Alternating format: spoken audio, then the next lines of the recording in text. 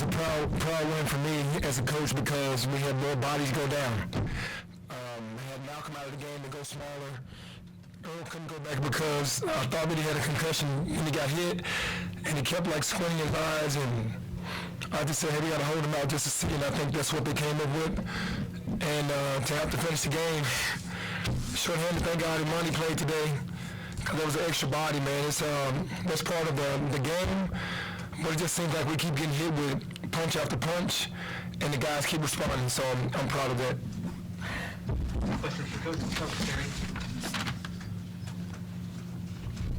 Hey, Coach, you had a turnover with 1 minute left, and they took the lead 80-79, and they didn't score another point the rest of the game. What did you do different defensively to get them off their hot shooting streak?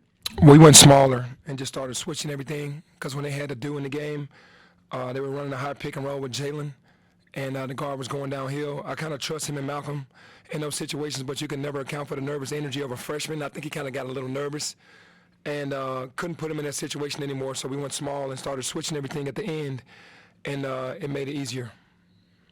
Jason? What can you say about Tyler Harris? Tyler is a weapon, man. That's what I've called him from day one. He is a guy that will, put daggers in people. He's done it his entire career. He's a big shot taker and a big shot maker. He'd be the guy that, any shot on my team, he'd be the guy taking it at any time. That's just who he is. And then the steal there, Yeah, we showed him at halftime where he stayed under the rim, and the Julius went out and got a shot and missed it.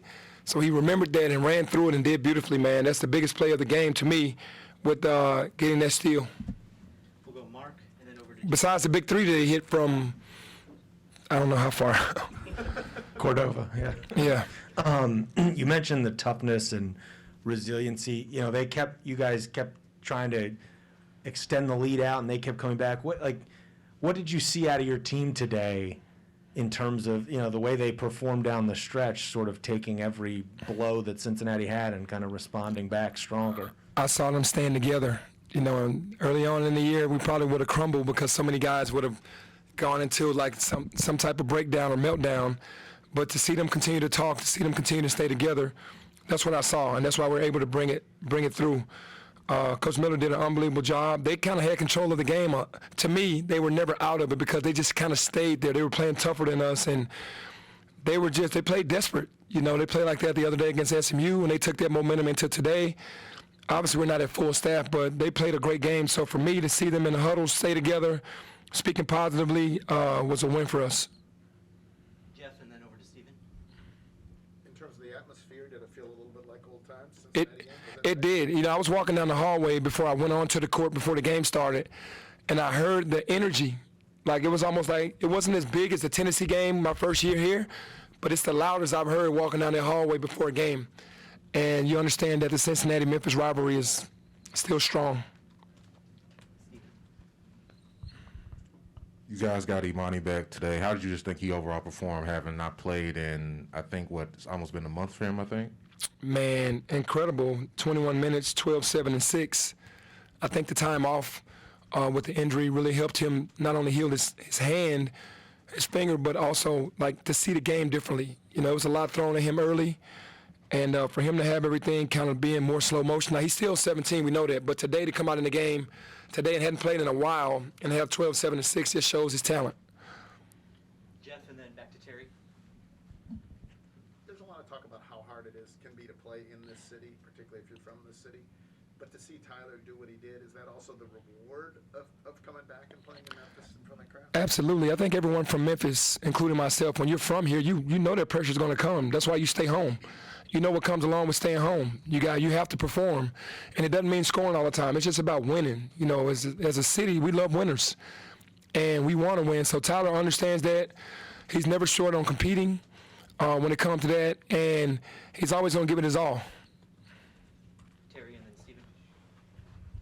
Hey, Penny, Josh played another all-around good game. How's his defense improving to your ability? We know he can do offensively, but how his defense is improving since we first got here? Yeah, well, on-ball defense is unbelievable. He's not being blown by. It's like any freshman, him, Imani, Jalen, they just don't know where to go all the time.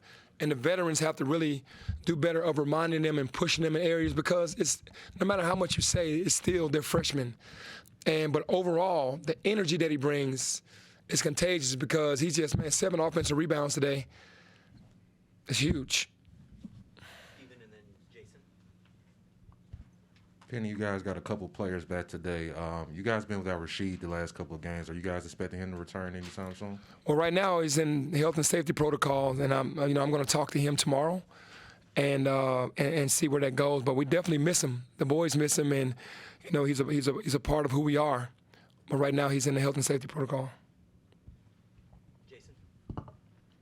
So you've won 3 in a row and 4 out of your last 5, despite the revolving door of, maybe not even knowing until a couple hours before tip-off who you're going to have. Have you been able to, what can you put your finger on how you've been able to do that? Winning on the road at Wichita and beating Cincinnati here and Alabama, obviously, it's no small feat. Well, I think the main thing is that you have to give credit to the guys. They've changed in their mental approach, to the game. So it's helped us understand that if we don't have our guys, our full team, that the next guys that are going to step up, they understand the same game plan, they understand the principles that we carry, and I give them all the credit, honestly, because they're coming to practice locked and loaded on what they need to do. They know that we have guys out, their brothers are out, and they're taking the pride in saying, while you guys are out, we're gonna really play harder and hold it down for you guys and not lose games, and that's the biggest difference. And then real quick, do you have a timeline for what DeAndre is looking at? I don't. When you're not seeing DeAndre playing, then he's really injured. If he's not out there, because it'll take a lot to hold him off the floor. So we'll get him situated tomorrow, to see how bad this injury really is, and see where it goes from there. Steven, and that'll probably wrap it up. Lester had, I think, his best game since probably the opener, 15 in the second half. What can you say about his performance and what he did for you guys today? I'm proud of Lester because he tries so hard and he fights so hard. He really is an example of, the kid coming in from out of town and taking on that Memphis personality, that whole mentality, and every time he has a good game, I'm happy for him because he's so hard on himself, and he takes the job of guarding the other team's best player personally, and when his shots start falling and he gets the opportunity to showcase his game because he's been really working on his game, really happy for him.